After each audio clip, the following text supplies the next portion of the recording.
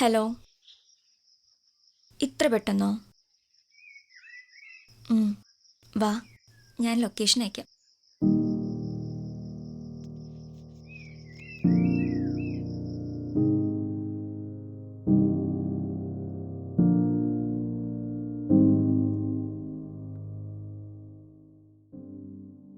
എനിക്കറിയാം ഞാൻ സുന്ദരിയല്ലെന്ന്, ഭംഗിയില്ലെന്ന്. ഞാൻ സ്വപ്നങ്ങൾ കാണാറില്ല, മോഹമുണ്ടെങ്കിലും ആഗ്രഹിക്കാറുമില്ല.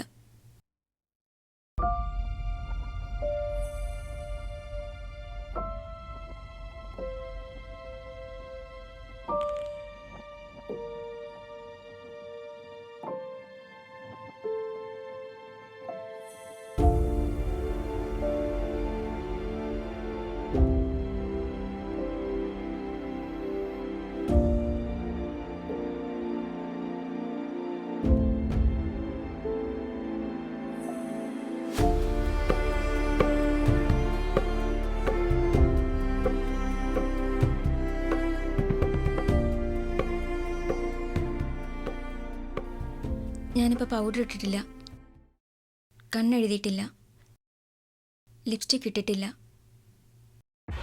എൻ്റെ ആദ്യ വീഡിയോ കണ്ടവർക്ക് എന്നെ ഈ രൂപത്തിൽ കണ്ട തിരിച്ചറിയണമെന്നില്ല. ഇതെൻ്റെ രണ്ടാമത്തെ വീഡിയോ ആണ്. ആദ്യ വീഡിയോ പോലെ ഇത് വൈറലാവില്ല.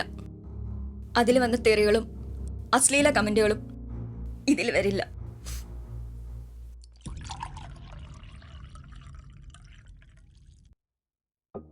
ഏപ്രിൽ 3 വൈകിട്ട് 7 മണിക്കാണ് നിങ്ങളുടെ വീഡിയോ അപ്ലോഡ് ചെയ്തത്. അന്ന് രാത്രി മുതൽ എല്ലാവരും ഇത് കാണാൻ തുടങ്ങി. പക്ഷേ അതിൽ പറഞ്ഞതുപോലെ നിങ്ങൾക്ക് ലോകത്തുനിന്ന് വിട പറയാൻ പറ്റിയില്ല. അതിനു മുമ്പ് നിങ്ങൾ അവിടെ വന്ന് എൻ്റെ മരണം തടസ്സപ്പെടുത്തി. എങ്ങനെയാണ് അയാളുമായി പരിചയപ്പെടുന്നത്? അയാൾക്ക് വേണ്ടി ആദ്യമായി ഞാൻ വാതിൽ തുറന്നു കൊടുത്തു. പിന്നീട് മറ്റുള്ളവർക്ക് മുന്നിൽ എനിക്ക് വേണ്ടി ഞാൻ വാതിൽ തുറന്നു.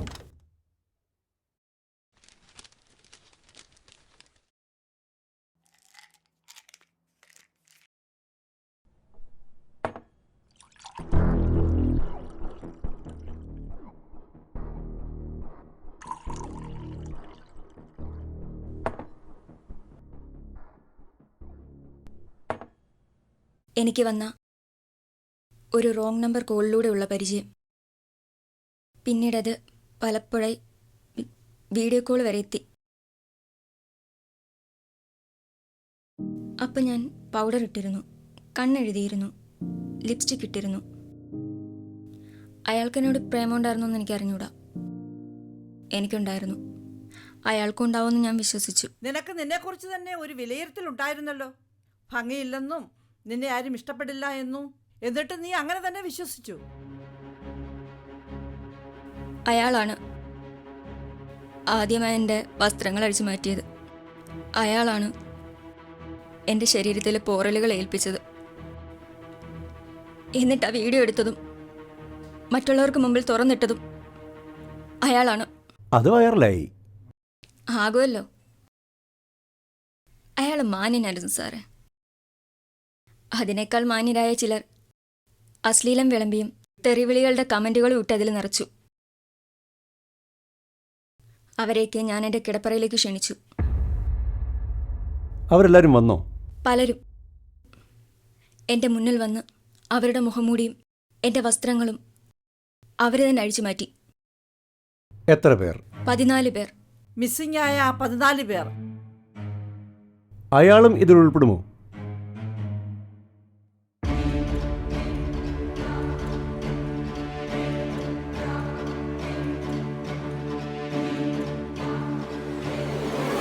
തെറി വിളിച്ച് കമൻ്റ് ഇട്ടവർ ആ 14 പേർ മാത്രമാണോ? അവരുടെയൊക്കെ ആദരാഞ്ജലികൾ അർപ്പിച്ച ഫോട്ടോകൾ ഓരോന്നായി അവരുടെ കമൻറ്റുകൾക്ക് റിപ്ലൈ ആയി ഞാൻ പോസ്റ്റ് ചെയ്തു. 15-ാമനെ തിരയുമ്പോഴേക്കും ചീത്ത വിളിച്ചവർ തന്നെ കമൻറ്റുകൾ പിൻവലിച്ചു തുടങ്ങി. 14 പേർ ആദരാഞ്ജലികൾ. ആ പോസ്റ്റുകളാണ് നിന്നെ ഇവിടെ എത്തിച്ചത്.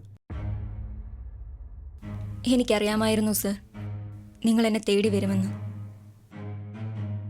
അതിനു മുമ്പ് എനിക്ക് മരിക്കാൻ കഴിഞ്ഞില്ല. ഈ മോശം കമ്പിനിട്ടെന്ന് കരുതി അവരെല്ലാം മോശക്കാരാകണമെന്നുണ്ടോ? അതുകൊണ്ടാണല്ലോ സർ ഞാൻ ക്ഷണിക്കാൻ വേണ്ടി കാത്തിരുന്ന പോലെ ഓടിയെത്തിയത്. അല്ലാത്തവരൊക്കെയാണ് മാളത്തിലേക്ക് ഒതുങ്ങിയത്. പറ, ആ 14 പേരുടെ ബോഡികൾ എവിടെ? എനിക്കറിയില്ല സർ, അത് അയാൾക്ക് മാത്രമേ അറിയൂ. അയാൾ നിന്നെ ആദ്യം അബ്യൂസ് ചെയ്ത ആ വ്യക്തി, അയാളെവിടെ?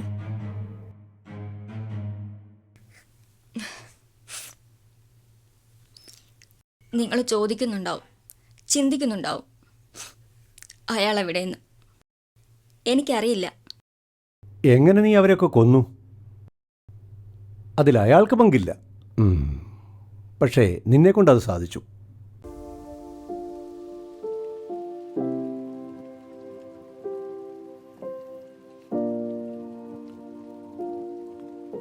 ഞാൻ പൗഡർ ഇട്ടിരുന്നു, കണ്ണെഴുതിയിരുന്നു, മധുരവും സുഗന്ധവുമുള്ള ലിപ്സ്റ്റിക്ക് ഞാൻ എൻ്റെ ചുണ്ടിൽ പുരട്ടി.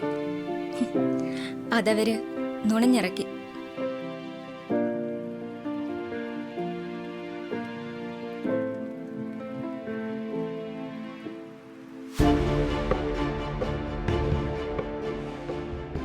നീ ഇനി പൗഡർ ഇടണ്ട, കണ്ണെഴുതണ്ട, നിന്റെ ചുണ്ടിലെ വിഷം പുരണ്ട ചായവും വേണ്ട.